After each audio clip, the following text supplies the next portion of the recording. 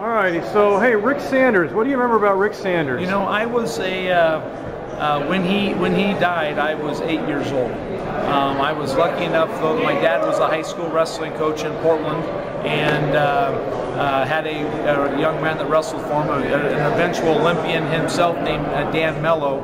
And my dad took myself and Danny down to Portland State to work out with Rick Sanders. When we get there, and like I said, I'm not very old, and Sanders is got the beard and the longer hair, and he's working out. My dad kind of slid over to him and asked him if he would work out with this. And he said, "Who is it?" And he points him out. He said, "Oh, he's a high school kid." My dad said, "Yes, he is." And so Sanders said later. And so he kept working out, and he'd work out with somebody else, and he'd wear that partner out, and he'd grab somebody else and wear that partner out. And finally, after waiting for an hour, and for me it was like being a kid in a candy store watching this world-class guy do things that broke all the rules of wrestling as I'd been taught, work out with a high school kid, and took a guy who I'd never seen look bad and make him look foolish. And so that was my first encounter. The stories about Rick Sanders, the part that gets left out of so many of them is how hard he worked. Sanders had an image and a reputation, and he was a free thinker. He was a product of that era, socially and culturally.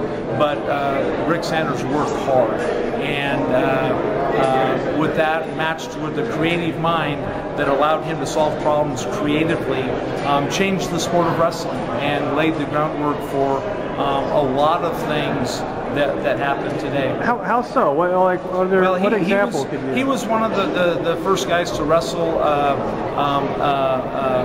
a defensive offense or an offensive defense, where he would score a lot of his points being attacked. Okay. And at that time, people hadn't looked at it that way.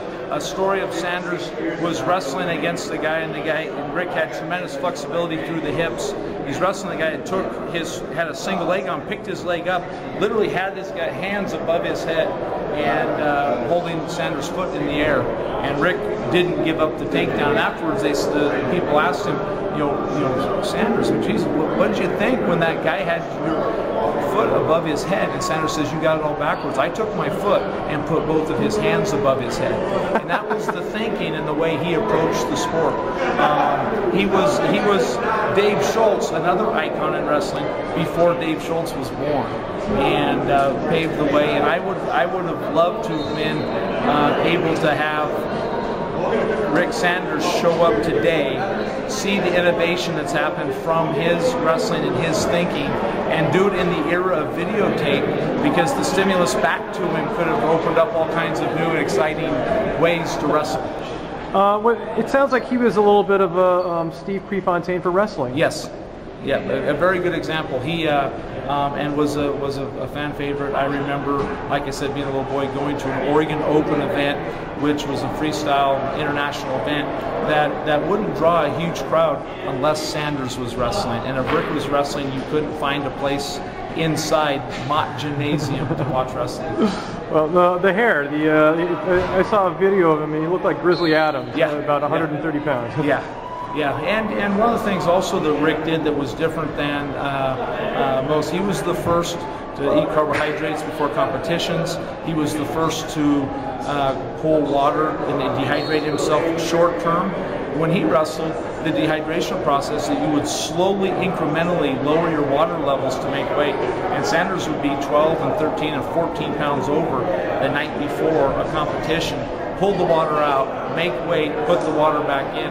He was the first to do that, and people thought he was nuts when he would eat baked potatoes, and because at that time you ate a steak, and so you took that big wad of meat, put it in your stomach. And Sanders said he didn't feel good when he ate like that, so he didn't. And again, that was one of the first, on the world teams and on the Olympic teams, where the greatest wrestlers in the world would see him doing what he did and listen to him talk about it. They would change their plan. There isn't really much left around from him. I mean, Steve Prefontaine has a Rock. He has a list of Rick Sanders seems like, and maybe it's just wrestling too. Well, part of it is that with Steve Prefontaine, and this is not a knock on Steve Prefontaine, because I'm a huge fan of Prefontaine's, and one of my oldest boy's first memories is going to Prees Rock and seeing that living in Eugene. But the big difference is that Rick Sanders didn't have an institution like Nike that created a following and a myth for him. Now in the wrestling world, obviously here I am telling stories about Rick Sanders, having met him, less than half a dozen times. They're vivid stories that I don't think will ever go away. Rick Sanders is a Prefontaine by word of mouth, not by commercials and but I mean, more there. It doesn't seem like the wrestling community has the I don't know, the history really that takes him on. And, and at that time when he was competing, the person that became mythological from a media standpoint was Dan Gable. Yeah. And yet, Gable only lost a handful of matches in his whole career, high school, college, and internationally, and he lost to Rick Sanders. Yeah, I think he got shut out too. Yeah. That's what I've read, is that he's the only person to ever shut out Dan Gable. Yeah. Wow. All right. Well, hey Chuck, thanks very much. Hey, no problem.